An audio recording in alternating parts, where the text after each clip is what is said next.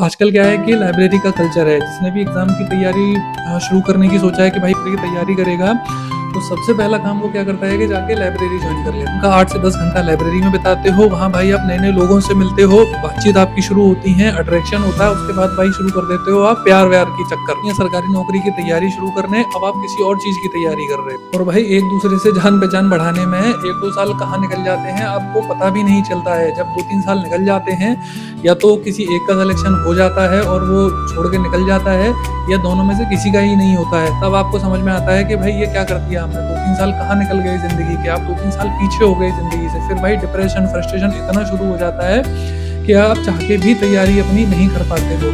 इसीलिए भाई जब भी आप लाइब्रेरी ज्वाइन कर रहे हो, भाई इस टारगेट के साथ जाओ कि आपका सिर्फ एक फोकस है, वो है तैयारी। उसके अलावा कुछ मत करो, कहीं और अपना दिमाग मत भटकाओ, क्योंकि जो स्टार्टिंग के 1-2 साल होते हैं ना, उसमें आप फ्रेश होते हो, आप फुली फोकस्ड होते हो, मोटिवेटेड होते हो। इसीलिए आप कोशिश आपकी यही रहनी चाहिए कि 1-2 अटेम्प्ट में ही आप एग्जाम को निकाल दो। नहीं तो तैयारी कम से कम इतनी हो जाए कि आपको फिर बहुत ज़्यादा हार्ड वर्क की ज़रूरत ना पड़े। बस अपना रिवीजन किया और अटेम्प्ट दे दिया और एग्जाम आपका निकल गया।